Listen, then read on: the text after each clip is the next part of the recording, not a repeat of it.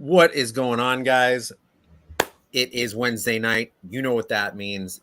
Welcome to another edition of Unpopular Reviews, AEW Dynamite Review Show. I am your host with the mostest, Dan the Man. I have over here to my right, Evil Dose. What's happening, my friend? What's happening? I got my wall painted just for the show. We're matching. Yeah. We're matching walls. I called your decorator. You did, and he delivered. To my bottom, I have, let me be frank, Vincent La Spada. You guys ready for a saucy show tonight? I am ready for the Let Me Be Frank segment. I am.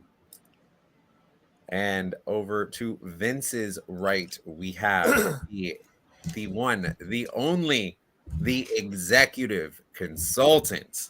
You know, I was on last week and I said, oh, it was so nice. Why not do it twice? Therefore, I am here. And you know what's funny about this week's episode as opposed to last week? I was here.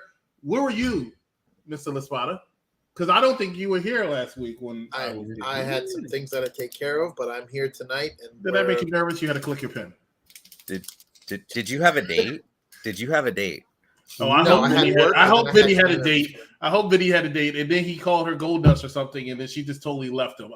Something happened, and it was the worst date in history. Oh, jeez. You know what? Of every day of the week, I would choose Wednesday to have a date also because that's when AEW is on.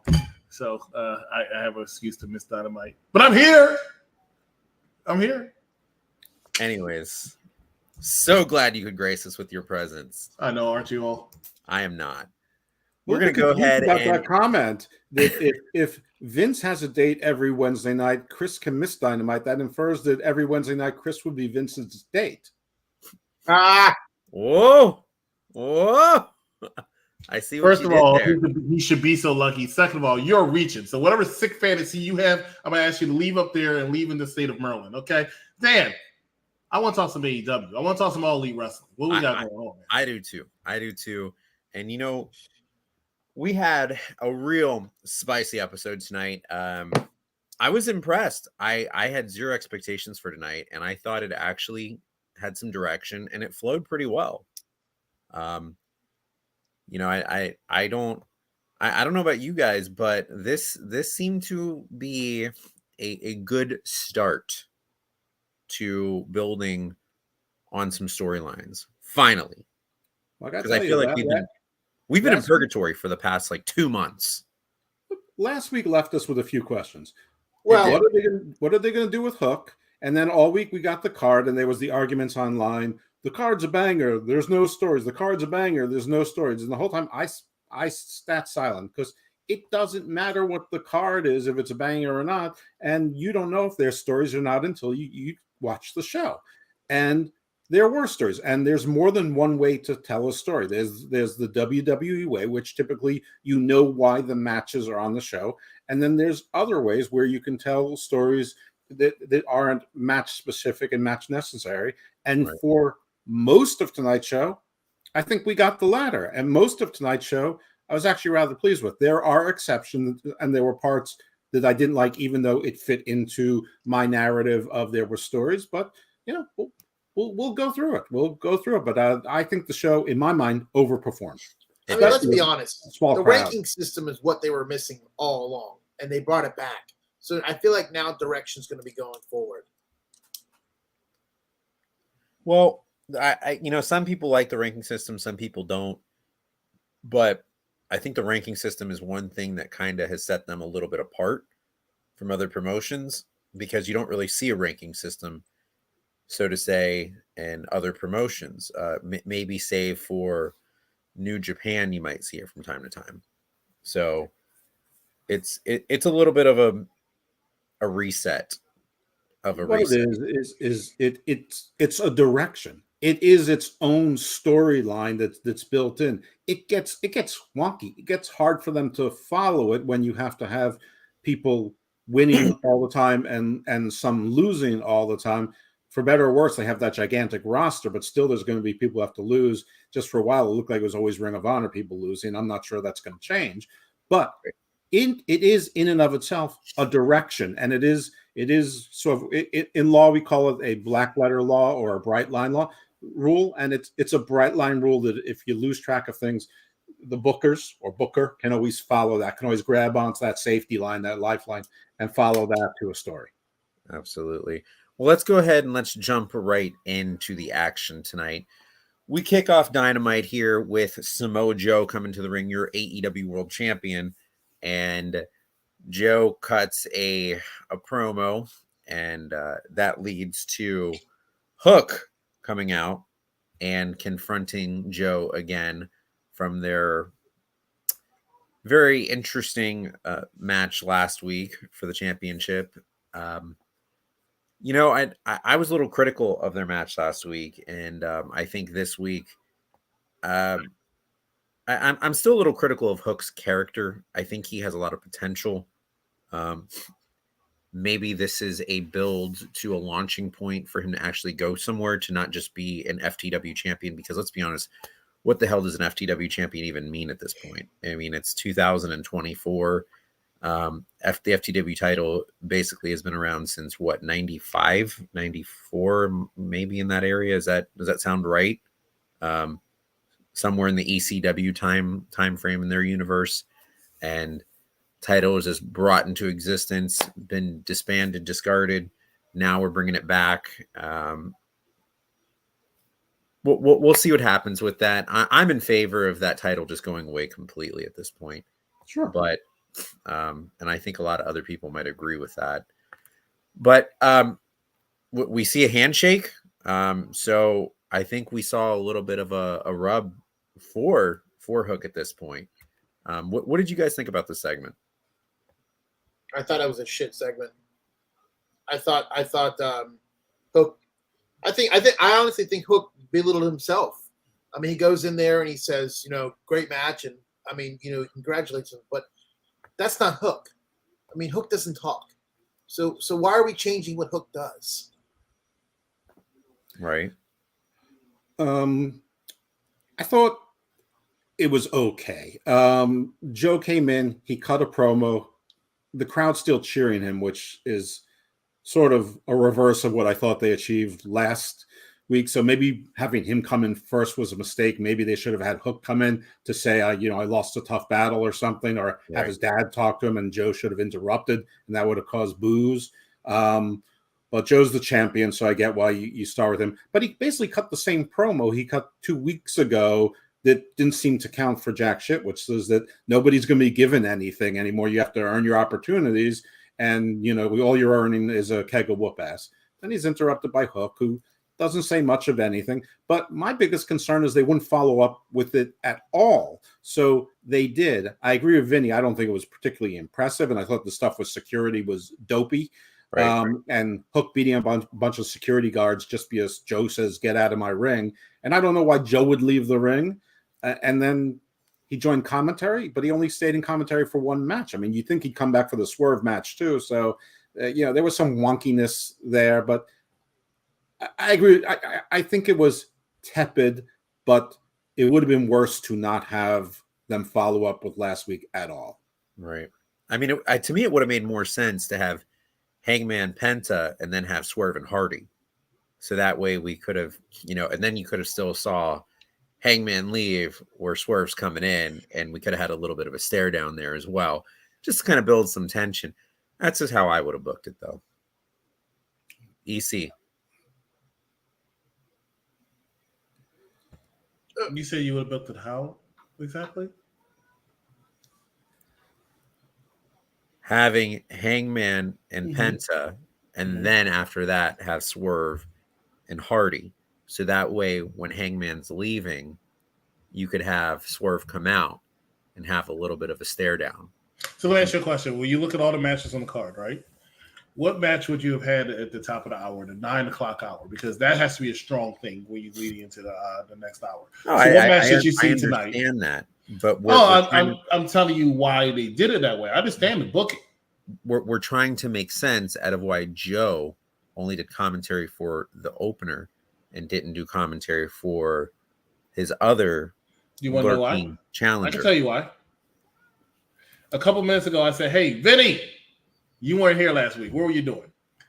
He said he had stuff going on. Jeff alluded to the fact he had a hot date. Samoa Joe had a hot date, man. He had a hot date. Why would he go out there and where were they? They were Savannah, Georgia, right? They had what? 200 people there? Why the hell would he come out there twice and give those 200 people something to look at? He already said it. Get the unworthy out of the ring. Best line I heard all night outside something timeless Tony Storm said.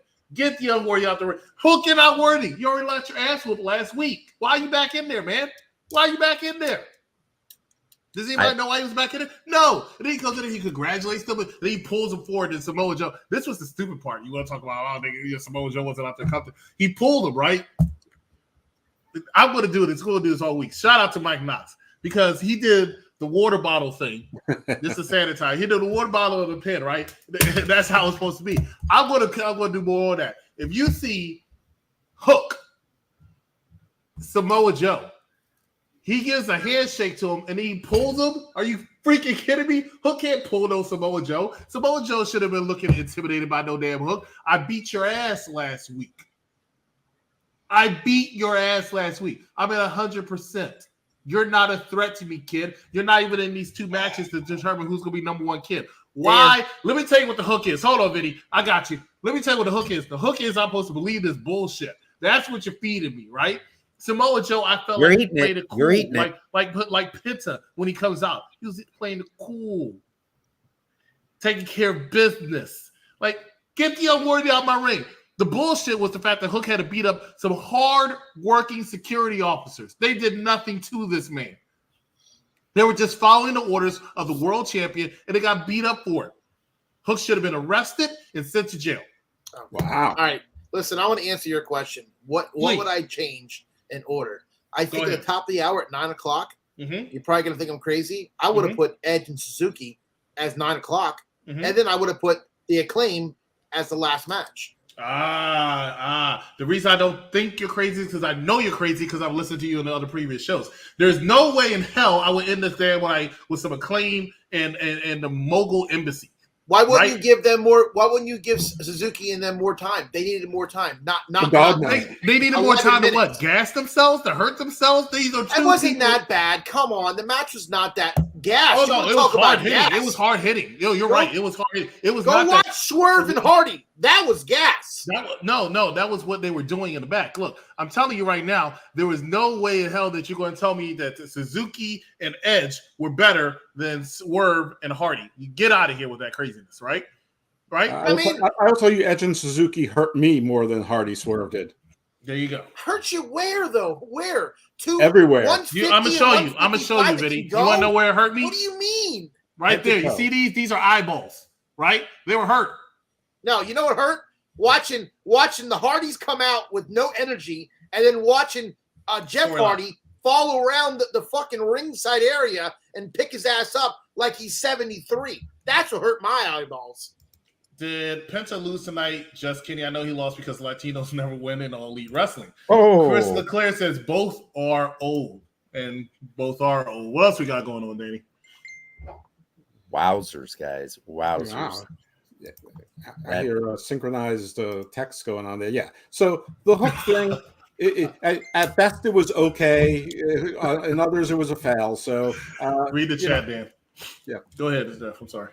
Yeah, so just going. So it looks like nobody was particularly excited about the opening segment, but the next match is Hangman Page and Penta, and so this is, and I know I'm stepping on Dan a little bit here, and I don't mean to lead. I don't want to forget the narrative, because this card was telling stories without the stories being the matchups, and that is right. That the rankings are back and they're going to get quality wins. The only problem is that while we're supposed to believe that Penta is a quality win, he's done nothing except lose singles matches. Thank you. And mostly lose trios and tag team matches also.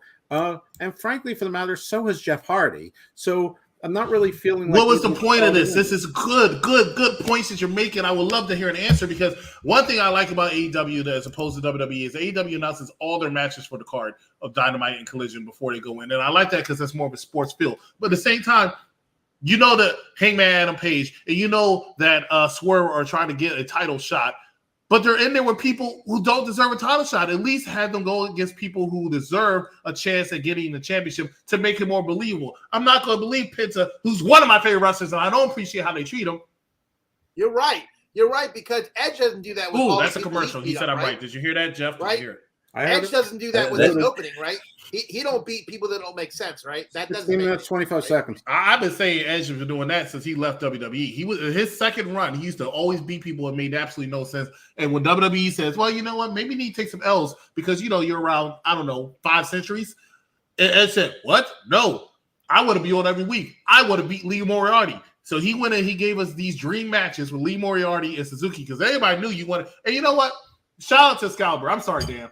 Shout out to Excalibur because he said in the main event, "Well, this is a dream match that most people probably didn't realize is a dream match because they didn't even know that this could even be possible." Way to clean it up, Excalibur. You've earned points because I thought you sucked all the way up until now, but you made it a good point. I give you credit for that. Let me tell you something. Hangman Adam Page versus Penta was this another way to have Penta lose. Hangman Adam Page to make himself look big. Hangman Adam Page looking more and more like a serial killer. Good for you. I would turn into a serial killer too if I was such a terrible father that I let somebody enter my house with no damn babysitter or mom in the building. You are absolutely right, Hangman Page. And the first person you need to kill is kill yourself because you're a bad parent. And coming as a father, I will tell you that is whack, my man. Whack. Don't tell me that match wasn't good though. It was good. What match was good? Hangman and Penta? Yeah, I mean, well, of course it was good. Penta was in it. Penta don't have bad matches. Pentagon is one of the best wrestlers in the world. Okay, yes. So we agree on something because I think Penta's been good since MLW. We agree on that, and we agree that your place makes some of the best subs in the world, my man. There you go. Talk to us about some subs, Vinny. Talk to us about some subs. What do you want to know? Are we sponsored? Are we sponsored by this? You want to know the specials? You can get 2 small cheesesteaks for $20.99, or you can get 2 fries, 2 cheesesteaks, and 2 drinks for $20. That's right. Pay some bills, Vinny. Pay some bills. La Spot is right here in Orlando, Florida. Hey, I understand a lot of y'all coming down here for the Royal Rumble, which is coming up this weekend. That's the only time I'll talk about WWE. But if you are, make sure that you check out La Spot. I'm telling you, down for the Royal Rumble? You will not regret it. We'll talk about that after. Can AEW not afford to get Edge a locker room? We talk about that on the short. Edge does have a locker room, okay, but when he does interview, he doesn't want to have people around because they stink. Now, Jeffrey says, I heard it too, EC, LOL. Well, duh, he hadn't had a chance to because he's been in AEW and he was retired. Cheesesteak, that's what I'm talking about, bad guy Jack. Take me there. Ron will be out here this weekend. No tacos. No tacos, cheesesteaks. That's what I'm talking about. Looking forward to that. And yes, you're right. Pentagon versus, what's his face? Hangman Adam Page was a good match. What's his Samoa face? Joe on What's comedy. his face? Let me tell you something. I don't like. What's his face? Yeah, what's his face? You are not talking about the former AEW World Champion. Yeah, make it make sense. Yeah. You are not talking. I'll tell you what. Show me a picture of Hangman Adam Page now and when he was world champion and see if they're the same man. I don't like the commentary booth of AEW. There's 3-man booth. I don't like 3-man booths. And then they had the world champion or AEW world, because they said that with such passion, right? He was like, you didn't have the 8.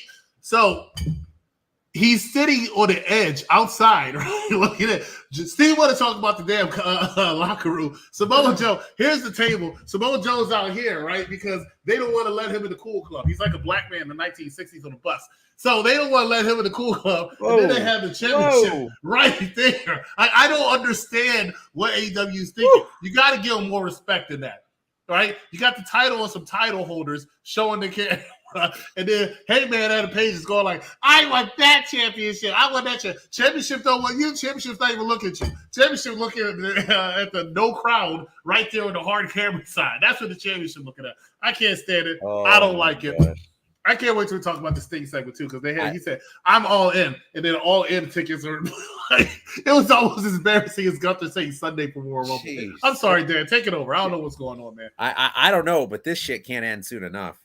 God. Whoa. What is Where's that picture? Hey, bad guys, send me that picture of Dan stressing. Go ahead. Oh man. All right. So yeah, Hangman picks up the win. Quality match, fantastic stuff.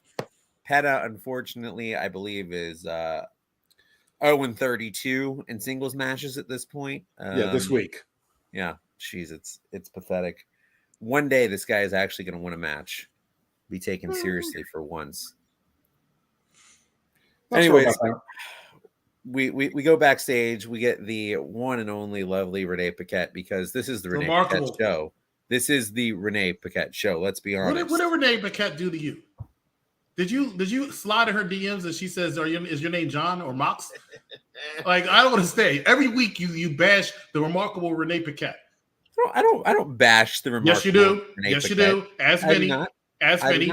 Vinny, every time you hear him mention Renee Paquette, is it in a high favor? Let's just be frank. Be frank. Oh, there it is. Let's just be frank. It's not good. It's not positive. Thank you.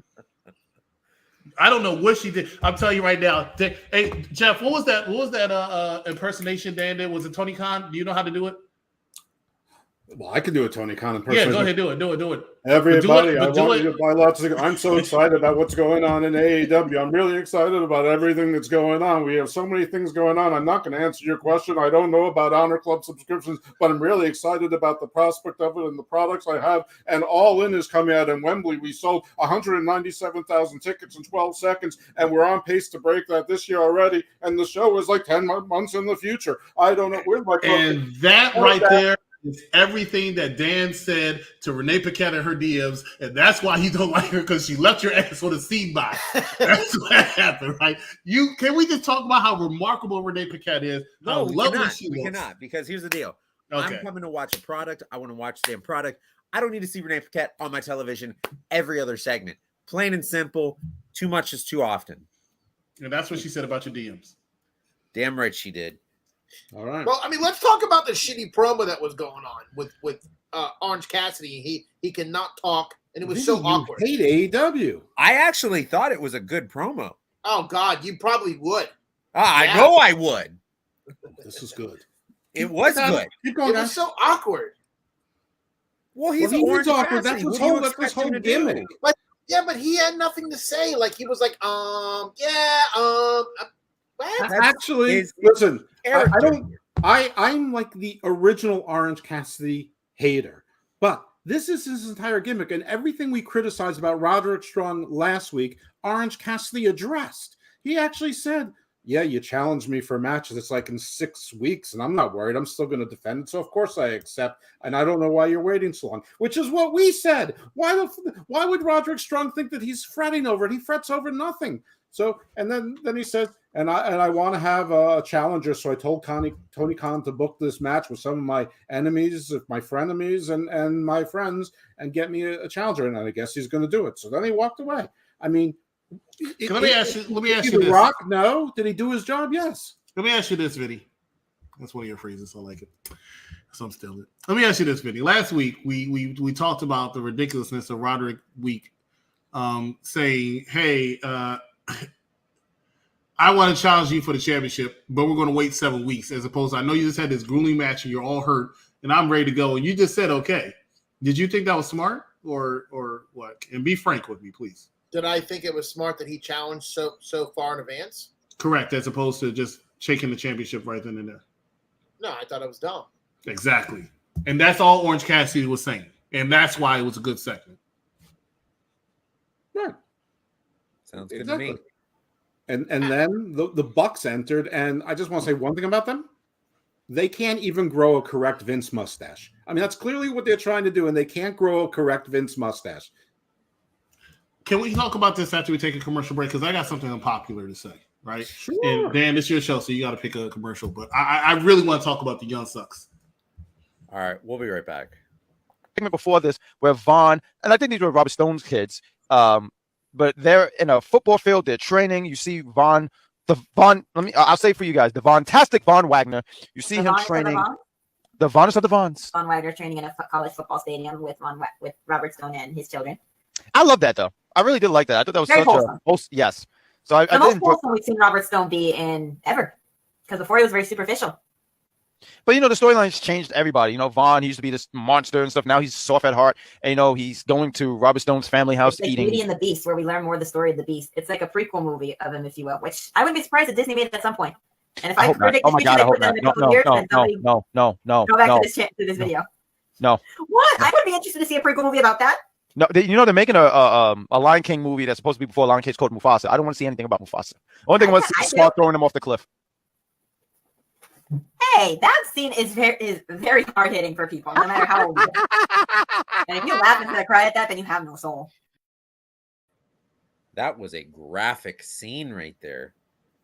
Man, that is not family friendly at UPR right now. What's wrong with the Lion King scene? I really just want to comment on something right now. Please do. Evil Dose decided to comment on himself. What? And what are you talking about? I just find this to be a chef's kiss at this point. Why is Evil Dose so smart and handsome? I hope he does the Nana dance. Please do the Nana dance for us. No, let's not. Let's not say we did. I take requests. Oh my god. Oh my god. Oh, this is... I love you, Lipman. You're great. So there's only one response I can have for that, and that's this. I accept that response. I just don't understand what's going on. I don't. Do you want me to do it again? Maybe if I slow it down.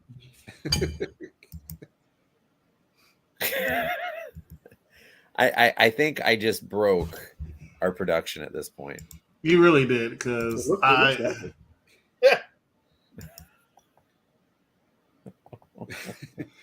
right. Let's never do that dance again. Well, let's talk about it. Young Sucks, right? That's what we're on. Whoa! Yeah, what the hell's happening here? So the Young Bucks. I'm gonna say it. I'm gonna say something that's gonna surprise people. I think this might be the best gimmick they've ever had.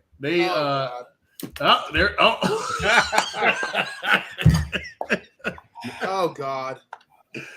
Oh yeah, because I want to see the Young Bucks from punks turn into rich snobs like the Main Street Posses in WWF. Of course. Holy moly. He really.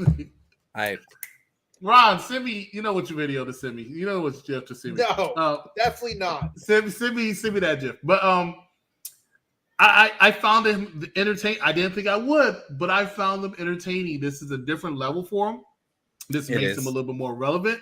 It is. And I think, I think it might work for him. I've never been as entertained by the Young Bucks in a gimmick because it's always so corny and over the top. And this is going to be corny and over the top, but I'm here for it. Vinny, are you all right?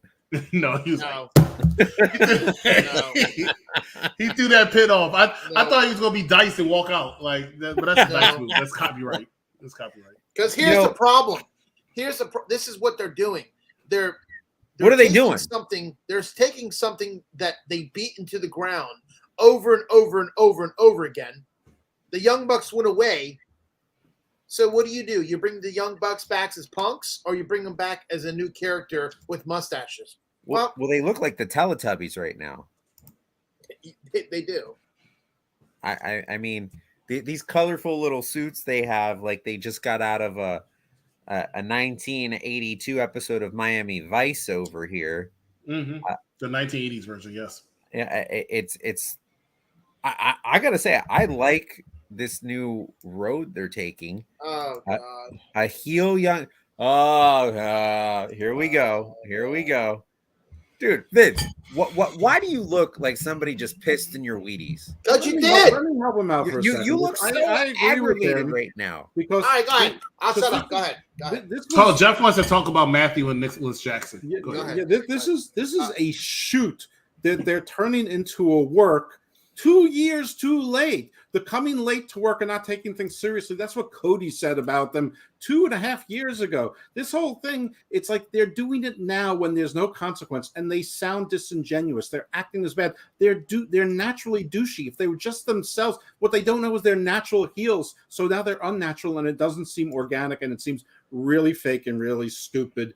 And I don't think it's working because it's bad porn level acting, and that might be an insult to sex workers who deserve a union. Hey, Well, I mean, I'm sure you support them when you watch your OnlyFans each and every single month. But let me tell you something right now. I send notes to my own OnlyFans, as you say. You send merch to your only. Well, I mean, you have one subscriber. Me. I think this is gold. I really do. I'm here for it. I'm enjoying it. Like I said, I've never been happy with the Young and Sucks before, but they were entertaining me. And speaking of entertaining, let's talk about the next segment, man. Well, and Top Flight rolled up and started making fun of the Bucks for dressing like idiots, and now it looks like we're gonna get a Top Flight Young Bucks match coming up. Yeah, and we're so concerned and excited for it. I mean, I will say this: Top Flight can go in the ring. The Young Bucks they can do jumping go in the ring. I'm interested to see how that would work. Come on, Generation. We have what were they in TNA? Me. What was it? Generation Me or something like that, or Generation Me. Generation Me, and now going up against Top Flight. Let's get it. Top Flight. We need some Top Flight. Let's not and say we did it on Rampage. Then people all right. Nobody watches Rampage. So our next match was the incomparable Trent Beretta. Does this guy ever win a match? I mean, apparently he was going for his 75th win. So apparently he has won 74 matches. That is mind-boggling to me because he seems like enhancement talent at this point. And he wins matches before it's to get a title shot that he loses. But most of I was about to say because we were there for him winning a match one time. I'm sorry, Jeff. Go ahead. Most of those wins are tag team or 3-man. Listen, I will say before one caveat. I have utter disdain for best friends. Out of the group, Orange Cassidy might be my favorite. I can't stand Trent. Rocky Romero doesn't belong on this TV. He doesn't work for AEW. And Chuck Taylor, he's terrible. He's always been terrible. And now he has Hitler's haircut. Whoa.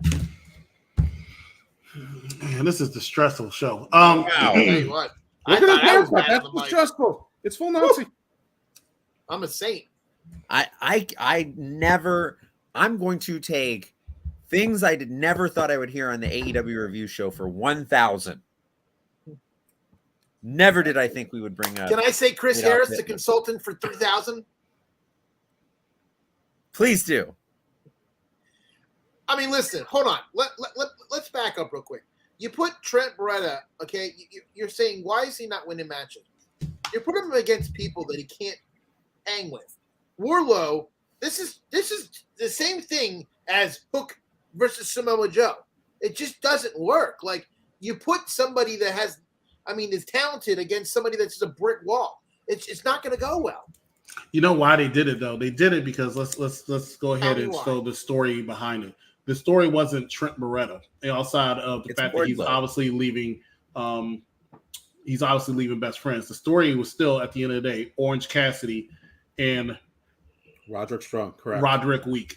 The problem is that Tony Khan didn't tell Roderick Wick when he came out there that he needs to interact like he wants the title.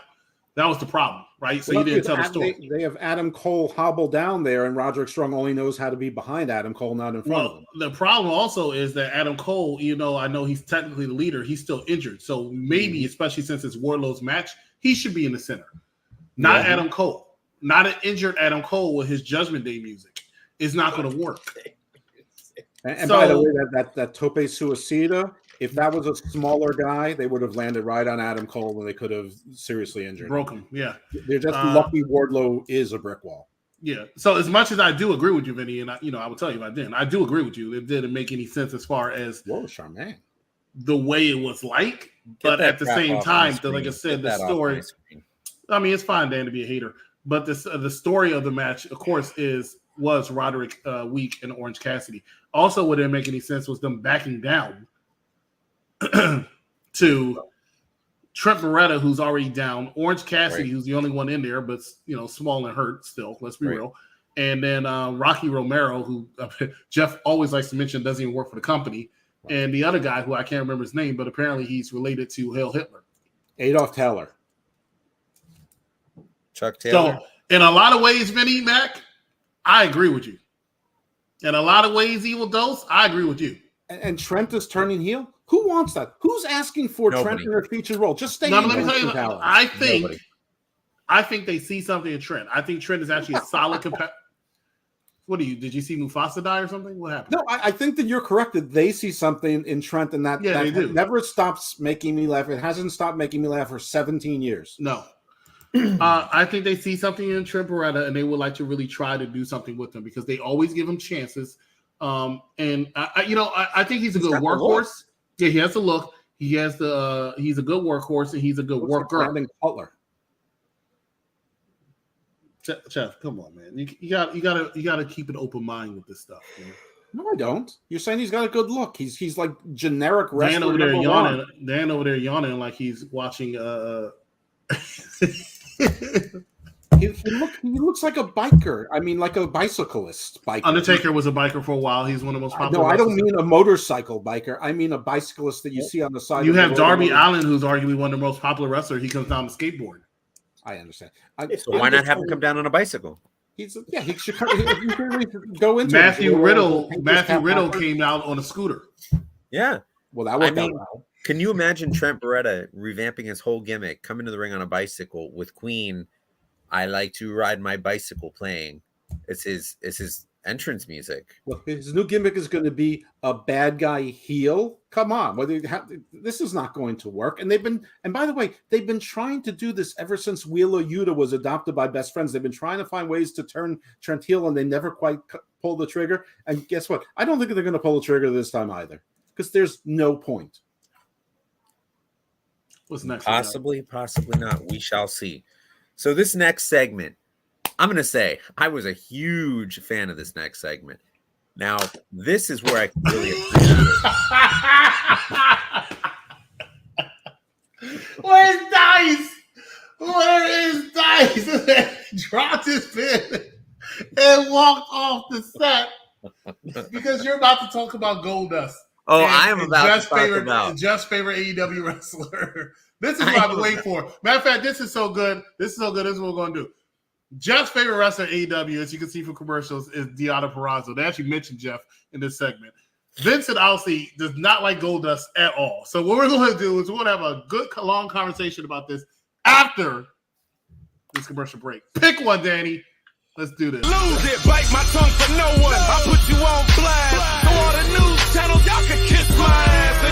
YouTube or Google me, turn it up and play it. Cause many people think it. I just had the balls. Then we get this trash. I'm sorry, y'all. Y'all want me to believe. I ain't talking about AEW. I'm talking about AEW's fan base. Okay? So I'm talking to you. Just bring it, bitch. I want to love AEW. I actually like AEW. Said I want to love, I actually like.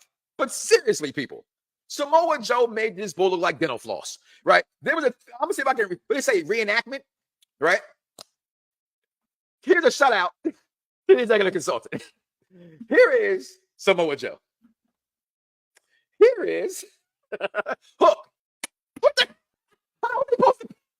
What is that? Samoa Joe made quick work of Hook. Quick work. Hook should not have been in this match. I'm sorry. Yeah, I agree with you. Shout out to Mike Knox, the only person who has a video entrance in this commercial. I will give you all the credit in the world for that. You are truly the man. But you're watching AEW Review Show. Executive Consultant here, joined by Vinny Laspada, Evil Dose, and Dan the Man. And Dan, I think we were about to segue us to Tony Storm. Actually, all three of these people are like the nemesis of my three co-hosts here. You have Tony Storm, who's Vincent Laspada's nemesis. You have Deonna Purrazzo, who's Evil Dose's nemesis. And you have the remarkable Renee Paquette, who's the nemesis of Dan the Man. Hold on. This was a perfect segment for Renee Paquette, though, because this was something that fit her very well. Oh, my God. Here we go. Vince always has got some shit to say. All right. This was a great segment for Renee Paquette, and this is more of what I want to see Renee Paquette in. I think she's fantastic when it's in ring, when it's behind the stage, backstage vignettes. I'm not the biggest fan. Either way, this was a great segment. We have two of the best women's performers in AEW right now, and Tony Storm, the timeless Tony Storm, and Mariah May. the Renee virtuosa, Paquette. the virtuosa Oh, Deonna so Purrazzo. confused. And let me tell you, the beautiful Deonna Purrazzo. All right. Big is I don't beautiful. want to hear any more body shaming about that beautiful woman. She has the talent. She is unbelievable. A great technical wrestler. Has the mic work. Has the look. Has it all. She is the next AEW Women's World Champion. And I will tell you, it was fantastic how they did that split screen, black and white over here to the left, regular color on the right. I thought that was gold. Great. Fantastic. Let me say something real quickly, and then I really want to turn it over to Vinny because I want him to go full Vinny on this one. Here are the negative things. The crowd absolutely didn't care about Deonna Purrazzo when they came out. But that did change towards the end. And I stand by what I said. Out of the three things you mentioned, she doesn't have the look and she doesn't have mic skills. However, I completely agree this segment was great. The split screen of the black and white on one side and the color on the other was brilliant, and it was well executed. And I think the whole thing was great. And the kick to Luther and the shoe and the tattoo thing worked. And Deonna Purrazzo bringing in that she is a technical wrestler and going for the arm bar. And so the chaos that ensued was a little clunky, but it was fine. So I actually thought this segment was really good and one of the high points of the show. But I stand by what I said about Deonna Purrazzo. She's got one tool really good, but the other two not so much. Vinny, please rant on. Okay. I'm going to give you guys the benefit of the doubt that the promo was good. Okay. The promo worked tonight. All right. I'll give you that. But I'm going to give you the fact that Purrazzo was correct when she says delusional shame is what she is. She comes out flocking like a fucking bird, like a bird coming down from Philadelphia. She comes out flocking. Like what the fuck are you flocking about? Like what are you doing? I don't think there's a lot she of looks like a man. She looks like a man from the Goonies with that stupid haircut. I mean, if this is our AEW World Champion, shame on AEW for this shit. Shame on him. Because I'm gonna tell you what, she had a good promo tonight, but every other night that she's on there, I want to vomit and crush my penis with a fucking hammer. You know what? I think we all want that. That's how bad. That's how bad this is, bro. That's how bad it is.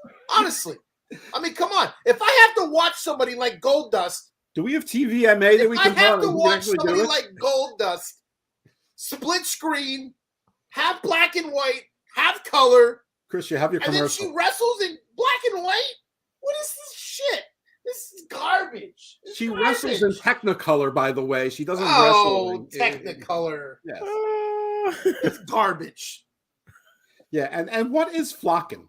I was afraid to ask. Is that a word she you was kids fucking use? flocking. What the she fuck came does out like flocking this, mean? with wings, like she was a fucking bird. Go back to the nest. Oh man. Go ahead. Are you sure? No, I'm good. I'm good. So she was flocking, huh? Did you not see her flap her wings? She's flocking awesome.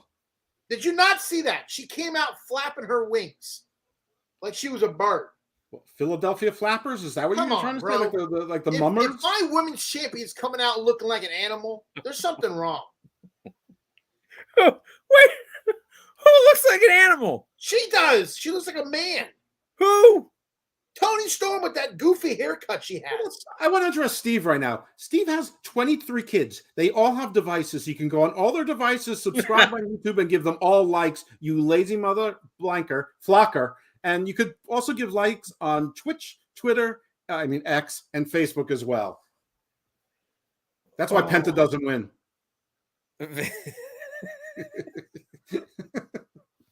Let's just recap. We're not even halfway through the show right now. We've brought off Adolf Hitler, flocking, just a haircut, men looking like women, Dick's getting chopped off. I want to be clear. Hold on, Chris. No Chris other part of Chuck Taylor has anything to do with Adolf Hitler that I know of. Chris, just a haircut. Chris said something about black guys in the 50s. 60s. 60s. Sorry, 60s. and it was more about where they'd have to sit. So it's really more about the white people in the 60s. Jeez, He was guys. just giving it to us from the black man's perspective.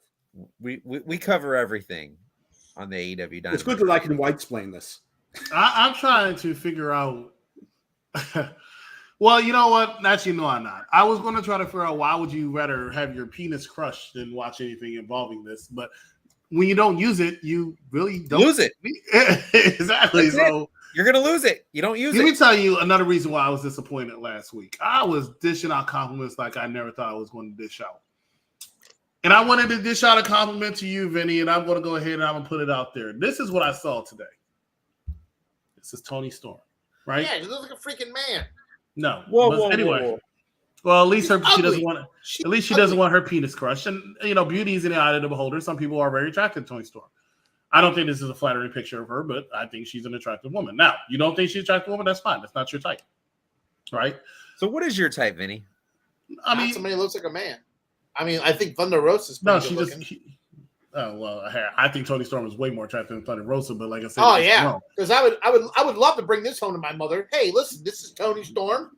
She chopped all her hair off. We and can my talk about balls are Mariah crushed. May She in a could second. chop her hair off and you could chop All your right, penis look, off. I'm trying to give you a compliment, Vinny. So I put this picture up for a reason because when I saw this is all I saw.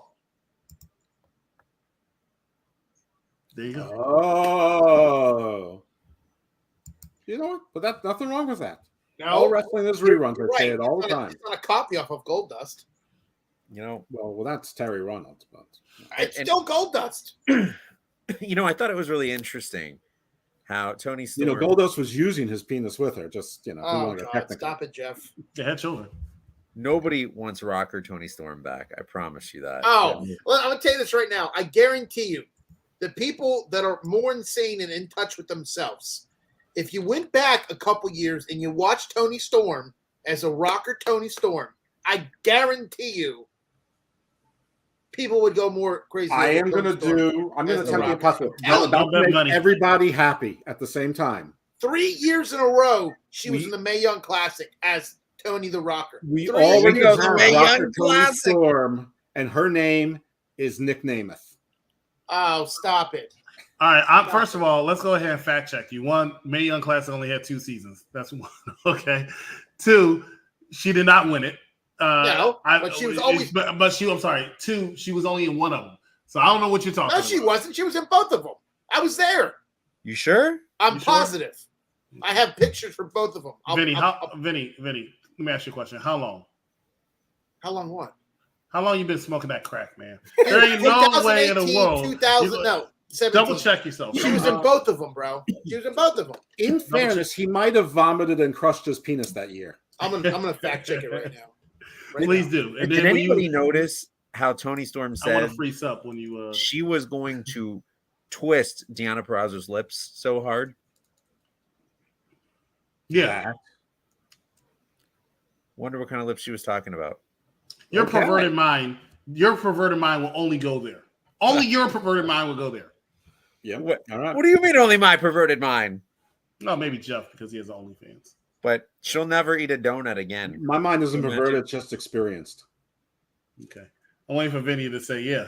No, keep on with the show. Don't waste the show because listen, I'm gonna buy us a lot of time by covering this Mox promo. They try really hard, and he's going to continue to try about what we don't know, and he walks away. Oh yeah, he just wanted to let the fans know not to leave at the end of Dynamite because he's going to be on Rampage. That's all he was trying to say. Now, you heard they actually popped. They're like, yes, talent. Now, look, here's the next thing I wanted to talk about. The shoe throwing is funny. Ron, I need you to send me that video. And the recap is off the rails because Dan is doing a piss poor job leading. So can we get back to business? Can you? Whoa. Oh, baloney right here. Toni Storm both years. Thank you. 17 and 18.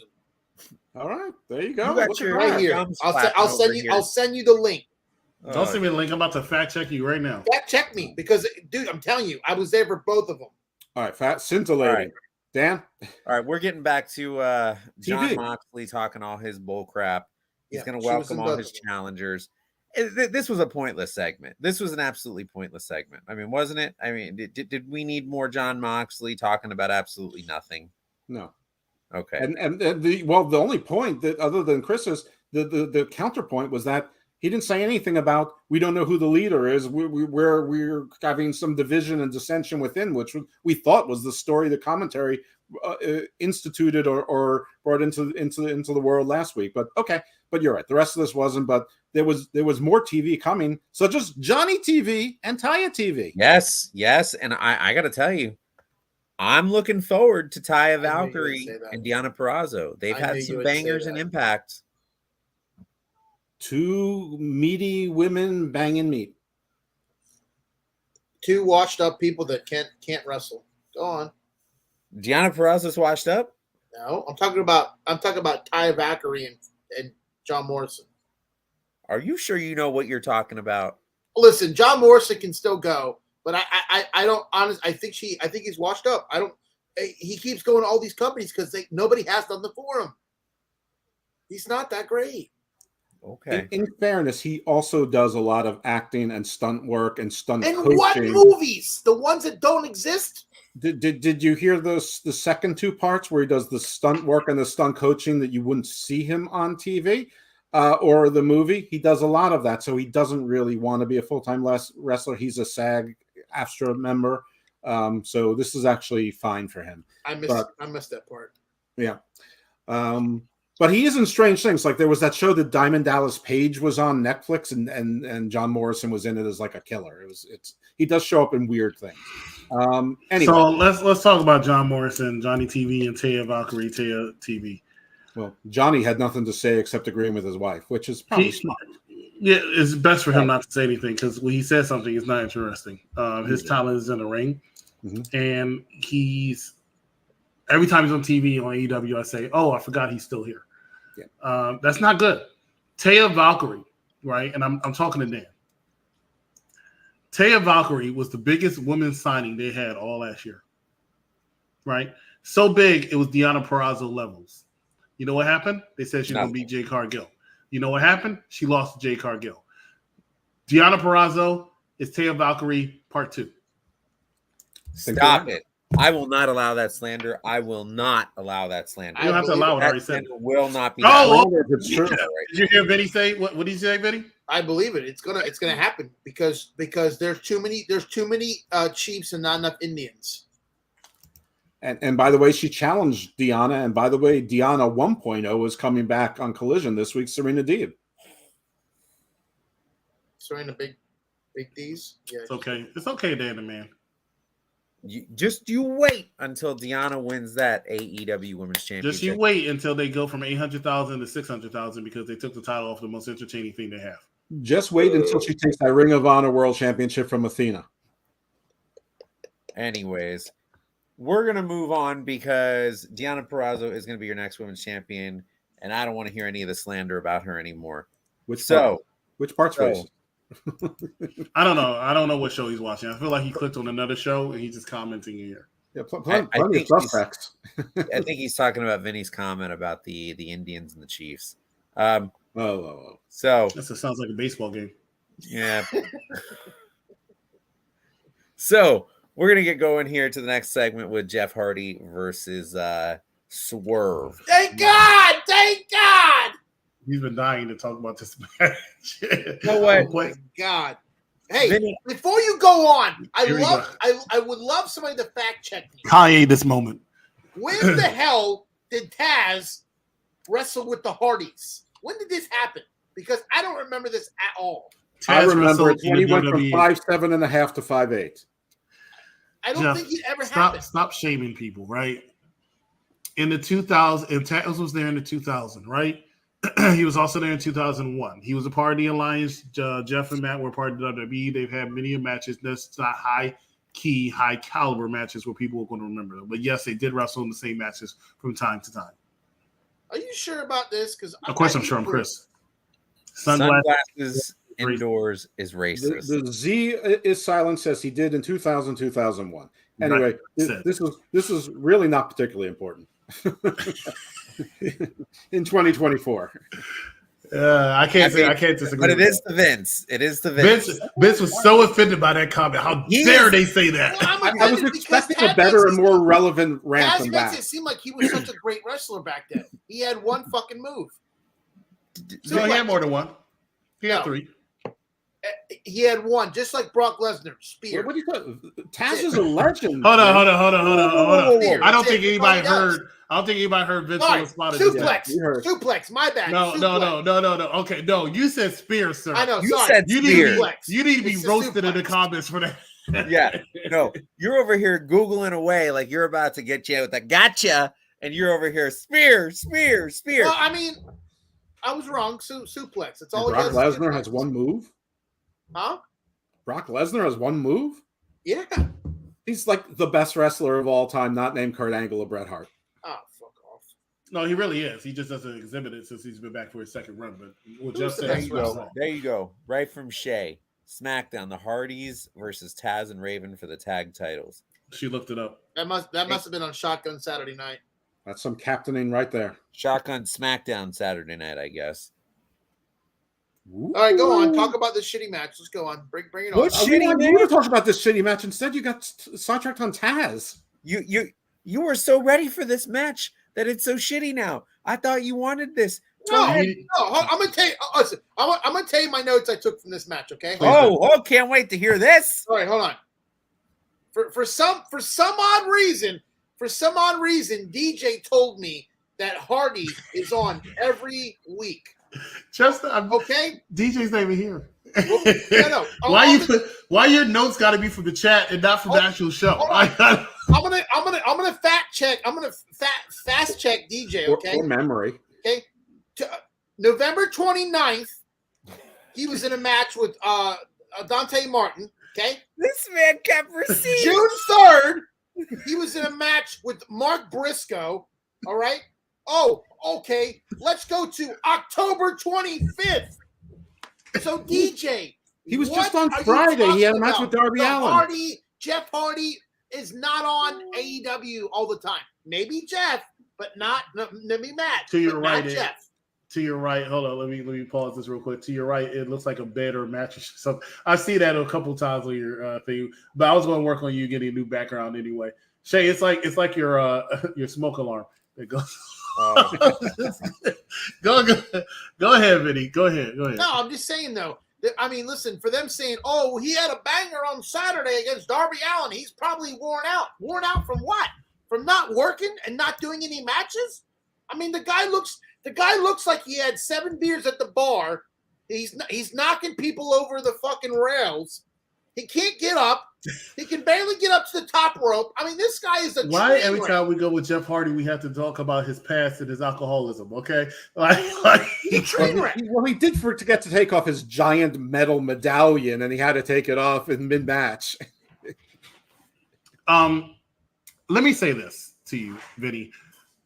I understand and I hear what you're saying, but at the same time, I can't sit here and agree with your assessment because I thought the match between Jeff Hardy and what's his face was actually one of the better matches. I don't even know the guy's freaking name. I couldn't remember for a second. What's his face? Swerve?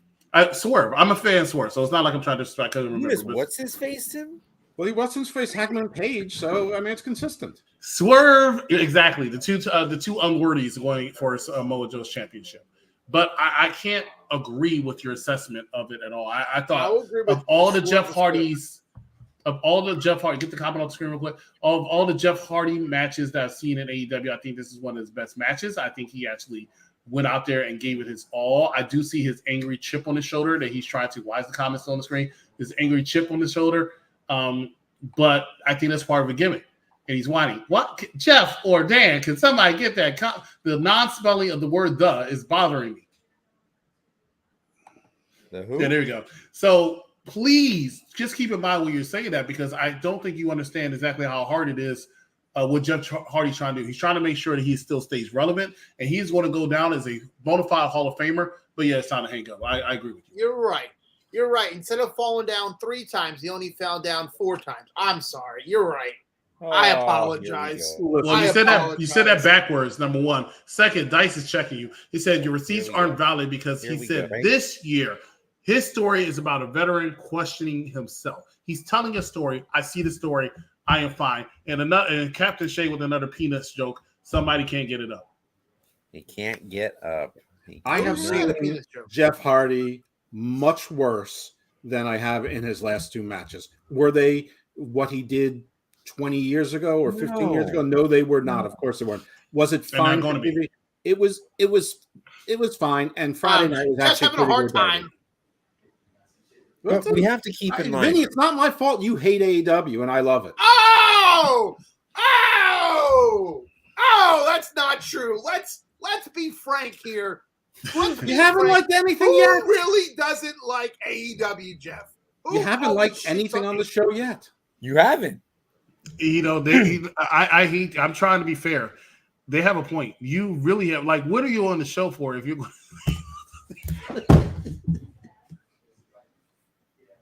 You do. Evil Dose, you don't like it. You would rather watch WWE and paint dry than watch. Did anybody else see it? Jeff said that you don't like AEW, and Vinny showed more athleticism and agility in that match. I mean, right now, that Jeff Hardy did the entire match. And as for that, I have to say, clap to you, Vinny. That was really good. That was fantastic. I'm clapping to myself for inspiring. Wow, Swanton. That was amazing. Okay. Well, and let's go ahead and go to the next one. But right quick, since we're at the hour mark now, we're going to take a quick commercial break. We come back. We got to go a little bit faster, ladies and gentlemen. Go ahead and pick another commercial. Stay with us. You're watching our popular review. Do you watch your own movies back? I love them. You love them. I love my movies. If you had the chance to walk off with $500,000, would you take it? Oh, I'm sorry. Did I break your concentration? What's your name? Django. If they hadn't done what I told them not to do, they'd still be alive. We're gonna be doing one thing and one thing only. Killing Nazis. Sound good? Yes, sir! Is it safe? Oh, it's better than safe. It's death-proof. We get into a fight, I accidentally kill you, I go to jail. Anybody accidentally kills anybody in a fight, they go to jail. It's called manslaughter. One of them fellas is not what he says he is. Hard part's over.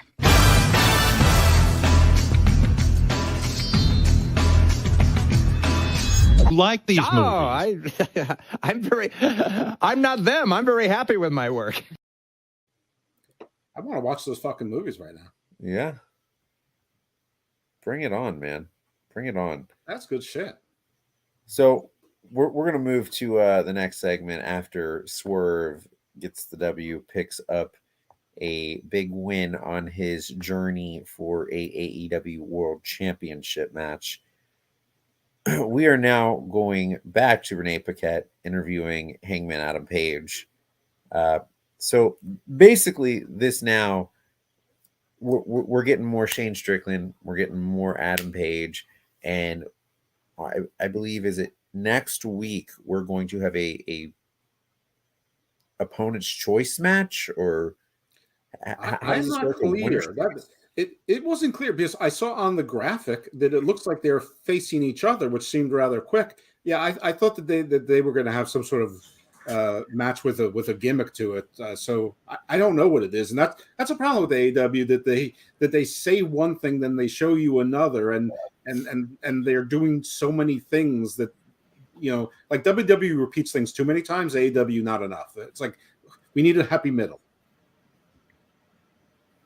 So I don't know what it is. I don't know what they're doing next week. It seems to me that they're each going to have separate individual matches, and the Swerve will pick Hangman's match. Hangman will pick Swerve's match. Cool. I like that. That's good. Yeah, makes sense. I mean, as long as Swerve doesn't pick fucking Brian Cage or one of the mogul boobs, I could see some bullshit like that happening, though. I can't wait to hear Vince on this one. Go ahead, Vince. Honestly, I don't have nothing to say about this. I mean, yeah, I sometimes get tired of seeing these interviews in the backstage, and I feel like it's just wasting time. Yep.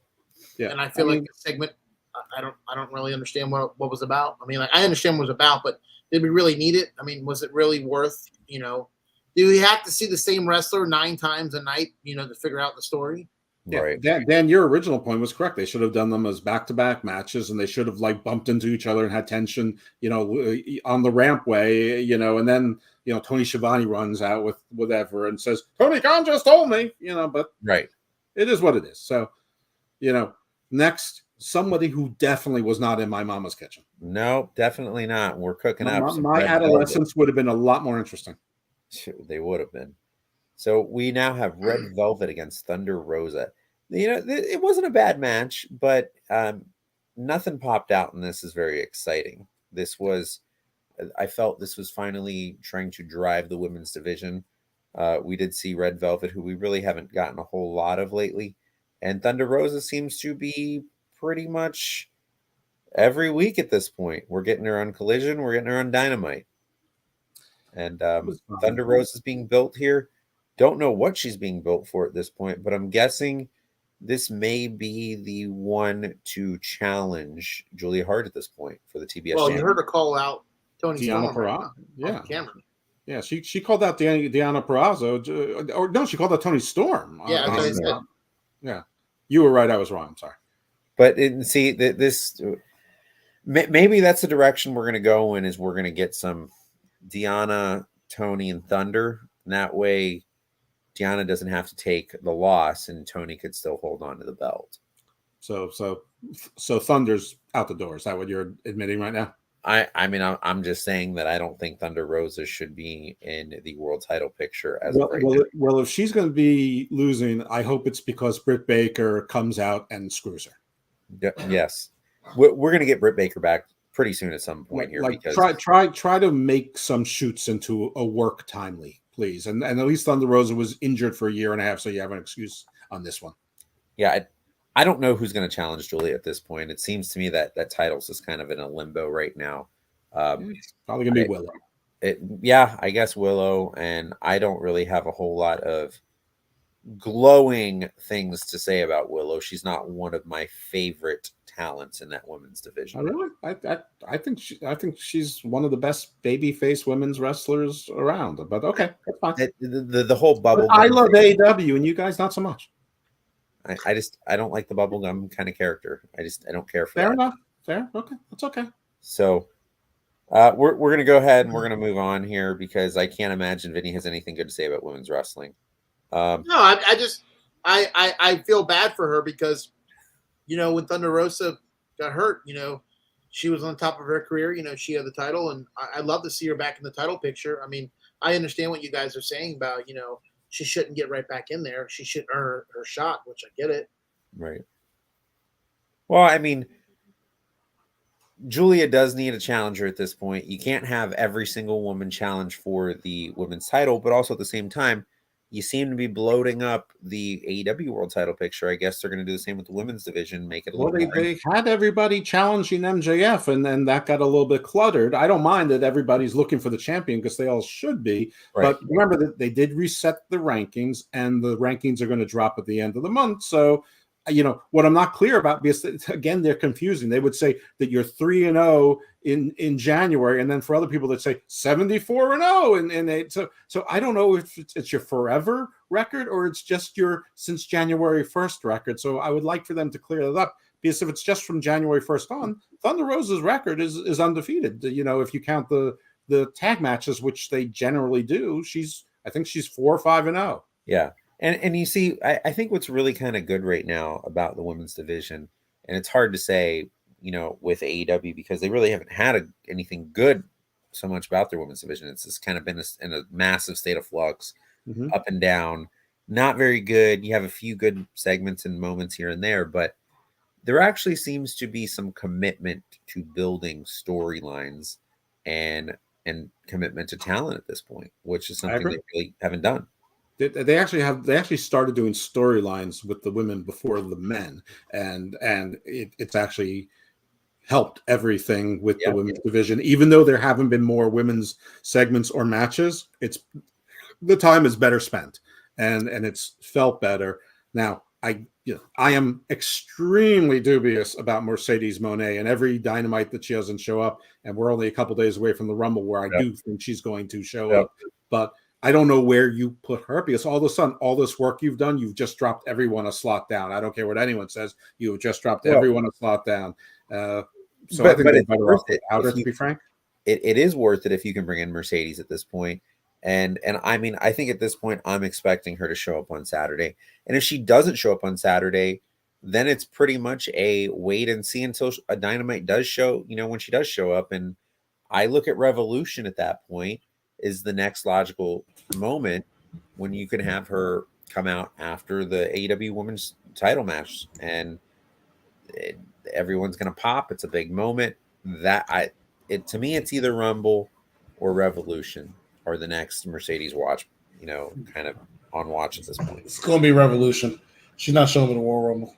You don't think so? She's going straight to AEW. AEW is going to pay her that money that she wants. She wants that big, big money. WWE is not going to want to pay her the highest contract for women in WWE. But Tony's going to pay that money for her to come to AEW. And that's a real star. We shall see. What I said, and I meant it. Oh, that's fine. I mean, you've been wrong before. Yep, I have. We shall see. So now we have the legendary Tony Schiavone in the ring introducing Darby Allin and Sting.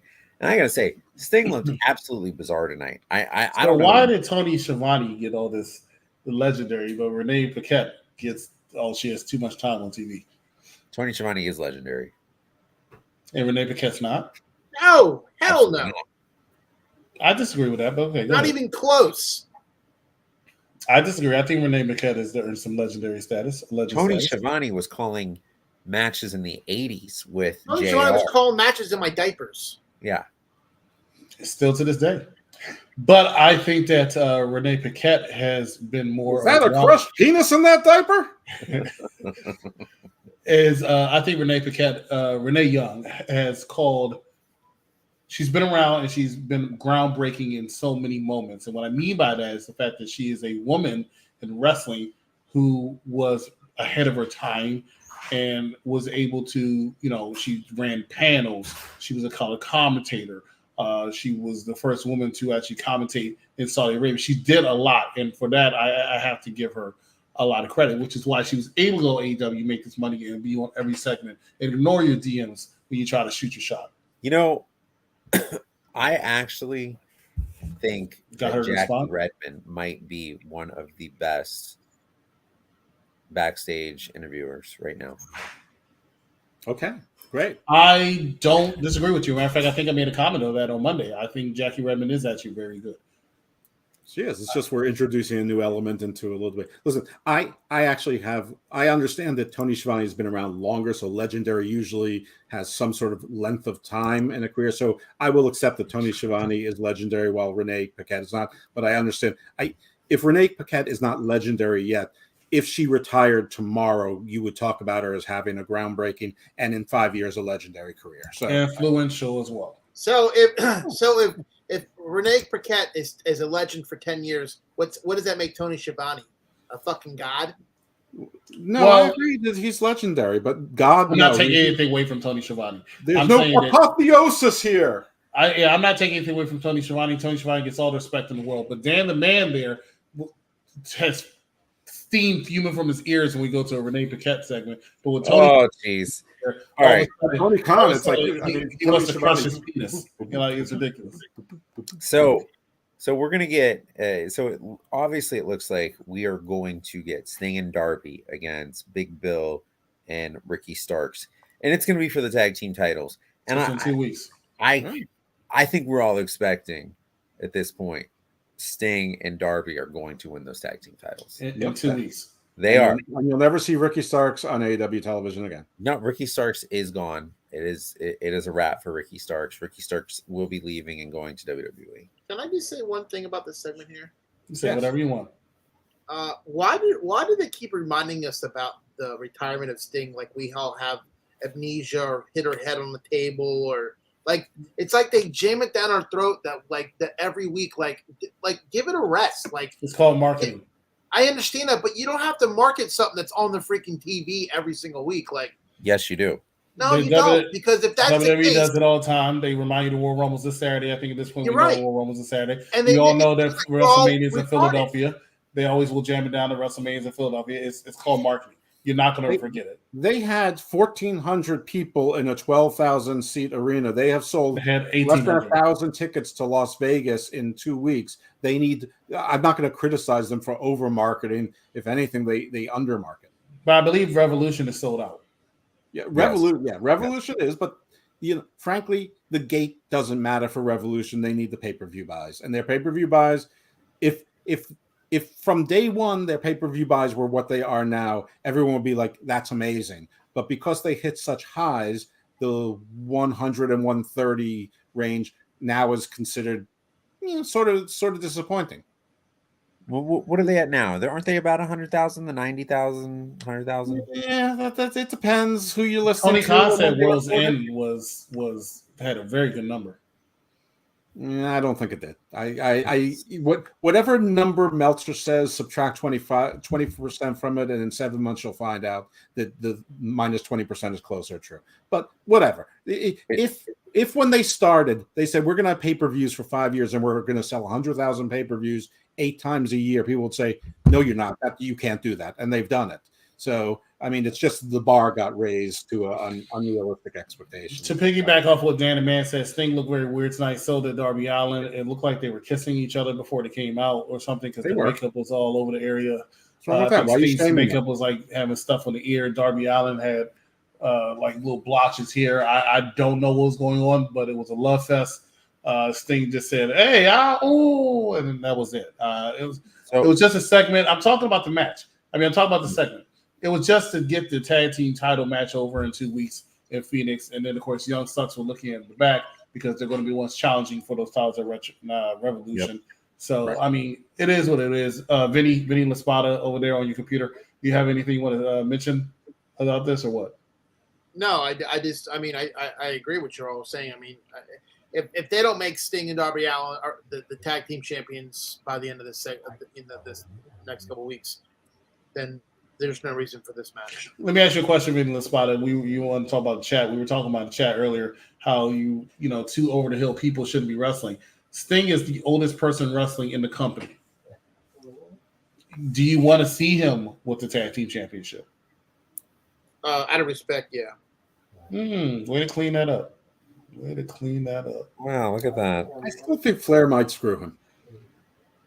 I'm surprised Flair wasn't there tonight. Shout out to the fact that I hate seeing his drink promotion on the screen. It's just so ugly. Do you know who the second oldest wrestler wrestling in AEW is? Edge. Hold on. No. Give us a second. It's He's Billy actually Gunn. coming up right next, the next segment. It's Billy Gunn. Yep, 60 years old. Billy Gunn is 60. Yes, Billy Gunn. And he looks fucking fantastic. He looks fantastic. I took all those. He looks way better than Jeff Hardy ever will drunk. What did Jeff Hardy do to you? Did Jeff Hardy swanton bomb you? Will. Did you and Jeff Hardy go to a local bar and he took and drank you under the table? He vomited on him and then he crushed his penis. So our next segment, we have the Mogul Embassy against the Acclaimed, and this is for the AEW World's Trios Championship. Now, I got to say, this whole new alliance between the Bullet Club Gold and the Acclaim for the, what is it, the Bang Bang Gun Scissor Club? Gang. It's a Bang Bang Scissor Gang. Right. Really stupid name. They really should modify this a bit, but I am interested to see the direction this goes. And where was Card Juice? Card Juice? Who? Card Juice. Where was Card Juice? Are you what? Why am I doing a show with people who don't follow AEW? Card Juice. You're talking about the cardboard cutout of Juice Robinson. Yes, duh. The most important member of the Bang Bang Scissor Gang. Paper beats rock, and cardboard really beats rock. All right, never mind. Move along. Let me ask you this. First of all, I think that the rap that the caster did really bothered the people of Mogul Embassy. I don't think they were happy being called generic because I know the Samoan guy is like, you're talking about me, aren't you? And I know the Khan's like you're talking about me. And Brian Cage is like, I'm generic. You're talking about me. I'm swole. But why is the Mogul Embassy getting a title shot when all they do is lose and lose and lose. And if it's a title shot, why isn't it at least a rematch for the titles they lost to the guys who are sitting outside the ring? I mean, if this show's whole theme was ratings count and people earn opportunities, and you stick mostly to it, that 4-way thing that was set up for Orange Cassidy's match strayed from that and was stupid, and this was stupid. The rest of the show kept to it. The rest of the show was consistent with it, and that's a real pet peeve of mine. That there's nobody saying, "Hey, wait a minute, we're making sense 80% of the time." And by the way, I've been waiting 5 years for them to make sense 80% of the time. So good, but these things, this is critical. Anyway, whatever. That's it. I'm done. I'm done with this match because this match was, whatever. It was nothing. It was filler. It was filler. It was unnecessary. But we are seeing that the Bullet Club Gold and the Acclaim are working together in unison, and I am interested to see where this goes ultimately, because it has the potential for Jay White to become a singles champion, for them to hold lots of gold. I do not know how you see Jay White becoming a soloist out of this mess out of 6 or 7 wrestlers. I see that because I think he is the leader of this. Well, I think that's the reason why this is going to become a mess for the next 9 months, because they're going to be friends for 5 or 6 months, then they're going to be enemies, and you're not going to know who's with who, and he's going to be stuck in this miasma for whatever, and then Kenny Omega is going to be healthy, and then they're going to hire someone else, and then MJF is going to, be healthy and come back, and what's going to happen to Jay White? He's going to be, stuck in this miasma, but working with his friends again, so he's happy. Maybe so. So, and now we got our segment here for. Hold on. I got something to say. Oh, geez. I'm not a fan of Bang Bang You're Dead Scissor Gang. Not a fan. Why am I not a fan? This is what you asked. Why did they join forces? Anybody know? To get all of the gold. Yes. And because the Devil's Crew targeted them, and they're totally not targeting the Devil's Crew in Retribution right now. Now you can continue, because that's all the point I was going to make. Now you can continue, because that's the only point I was going to make. You're talking to you, Dan. You're the leader. That was your point? That was your point? It makes no sense. You have a group of 6 champions, right? Besides the fact that the other point I want to make, Jeff made a point. You lose the titles. Oh, don't worry about it. We'll give you these championships instead. So it proves once again it's too many championships in the AEW, right? Well, no one said there's not too many championships. I'm not saying that anybody said or did not say it. I'm saying that it was said, so I don't need to prove the point. But that's one of the points I was going to make. The other one is, if you have this super group that was going out there and attacking, Prince Nana, why don't they go and attack the damn Devil's Rejects? Yeah. Who were there vulnerable, paying attention to the Orange Cassidy's rejects. I didn't want to say all this because I love AEW and I'm defending it against you haters. So it hurt me to do this. It hurts Vinny to defend AEW too. Speaking of defense, you said that we're talking about the next segment. What's the next segment? Serena Deeb's little vignette. She will be returning. Sorry, what was that word that you tried to say? Her vignette. Vignette. Who are we talking about? The Professor, Serena Deeb.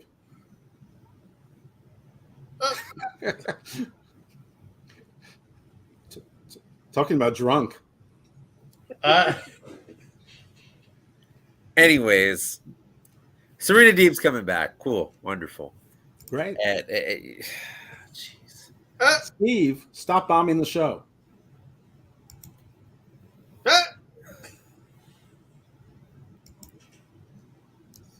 Are we done?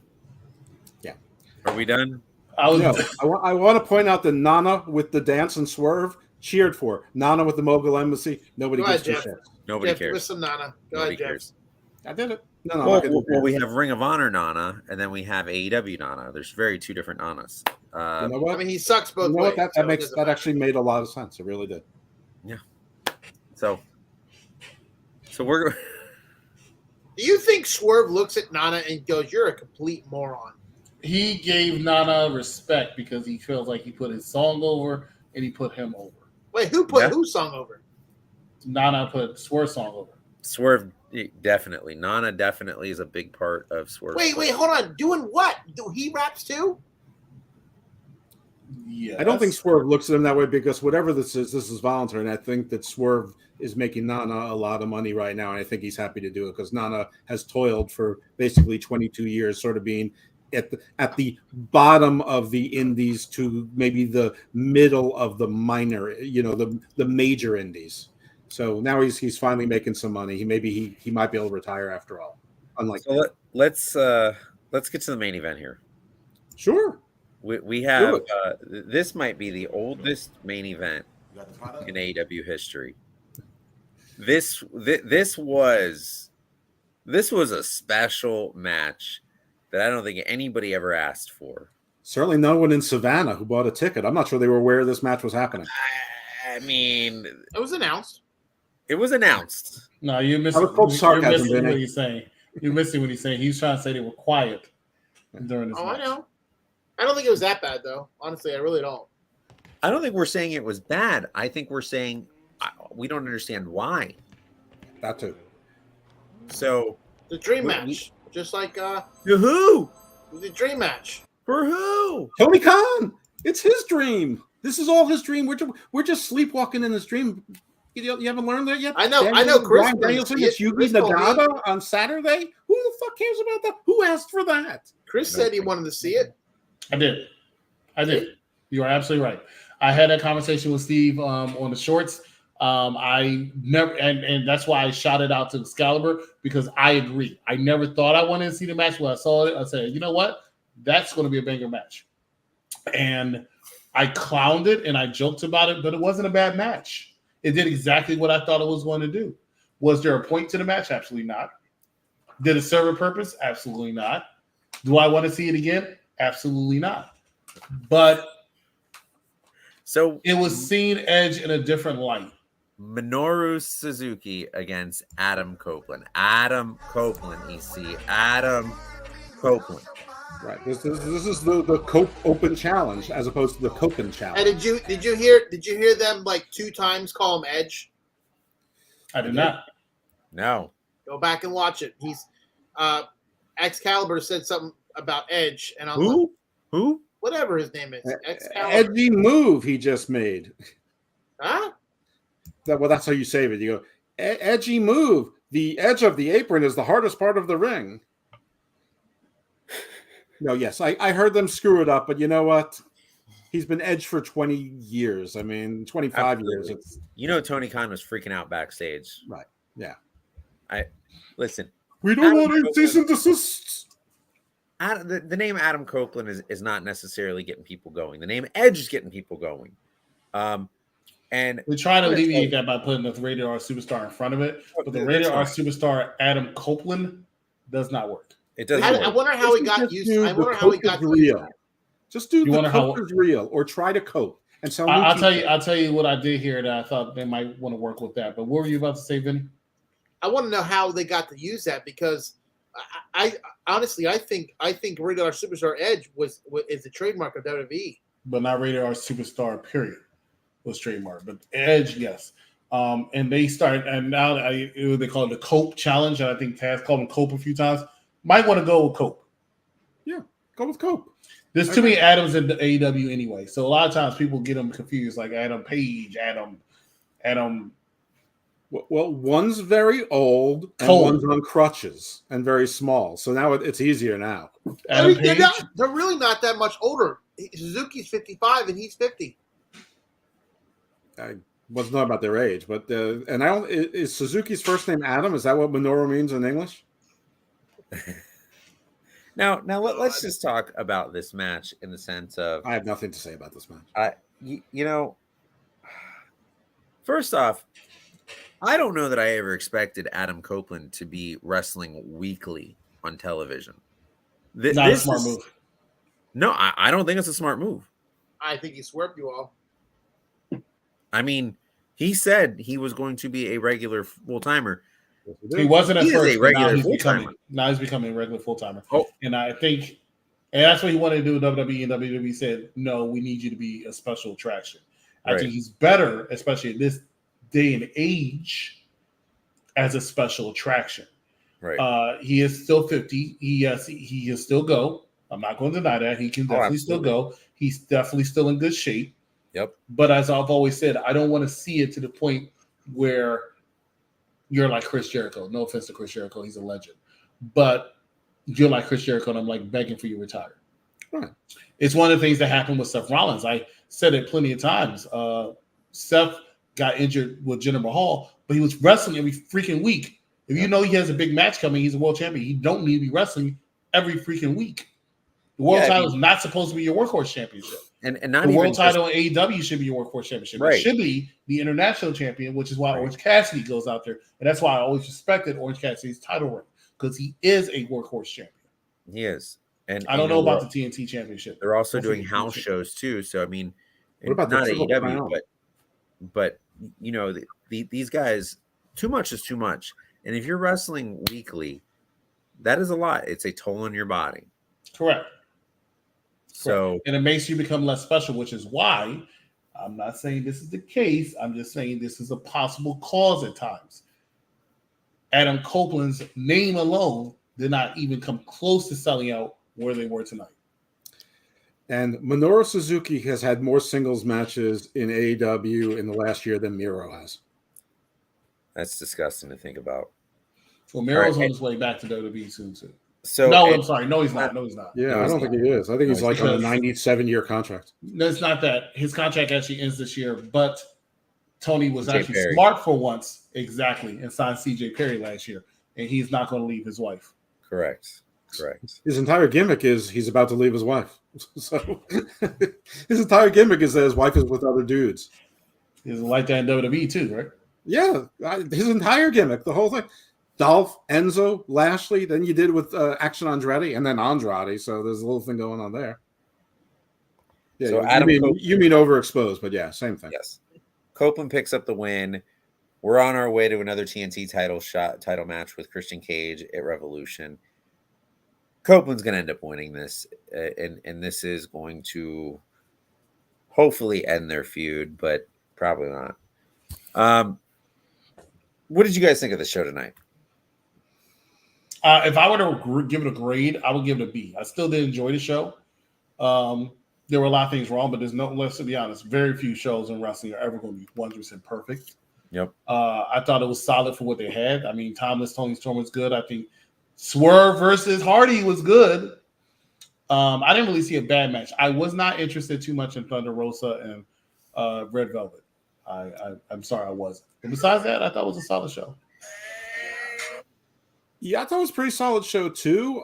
It sort of started to lose me at the end, and then I started nitpicking as I drifted off. I was going to give it a solid B. I'm dropping it to a B minus just because I was so non-invested in like the last 25 minutes of the show, and that really did annoy me that they were so close to being so consistent with this rankings and wins count, and then they pulled a typical Tony Khan, and it's not even.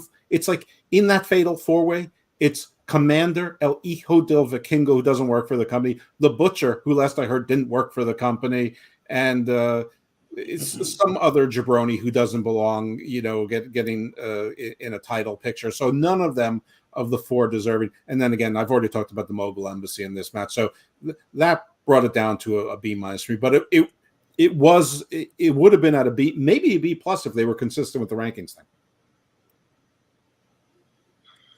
Yeah. We're to B for this. We're to B for this.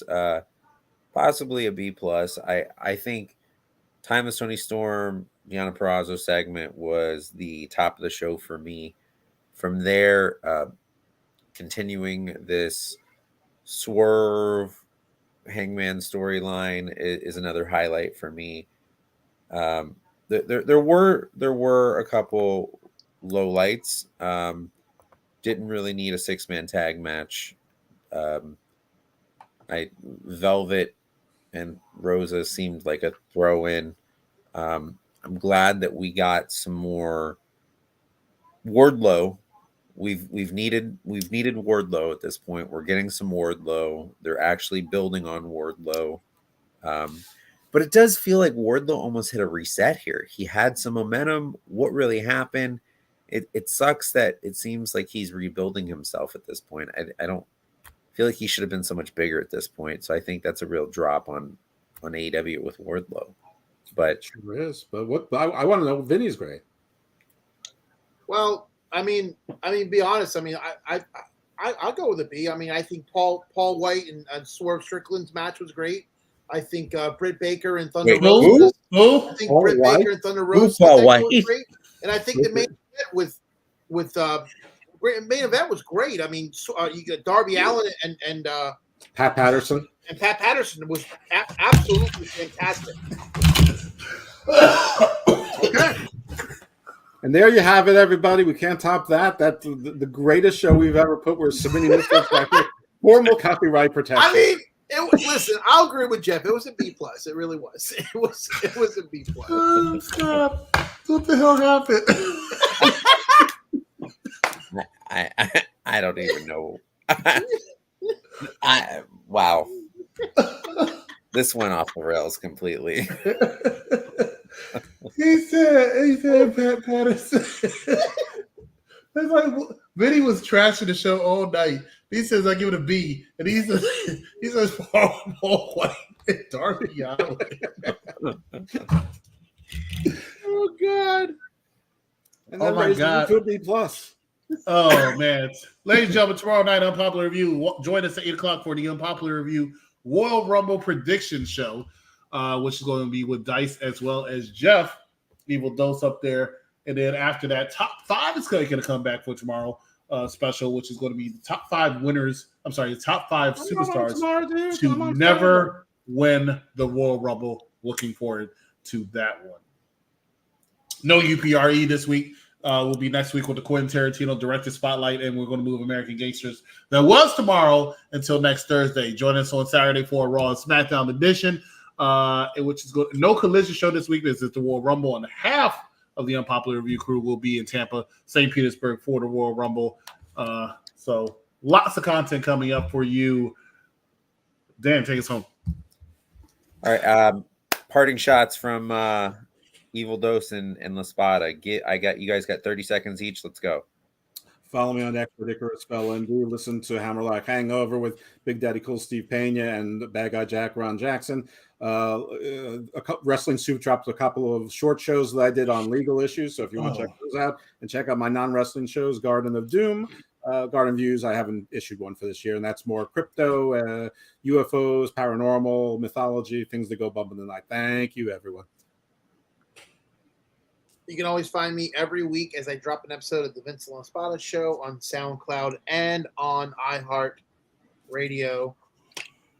Follow me there. I am Dan the Man. You will catch me every Wednesday night here on Unpopular Review for the AEW Dynamite Review Show. We will see you next week. Stay safe. Have a great week. Let's enjoy some Rumble. Yeah, and stay evil, my friends.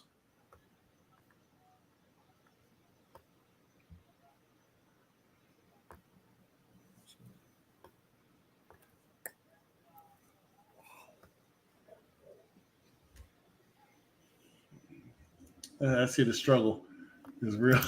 I don't know what happened with this. It was the volume was down. Wow.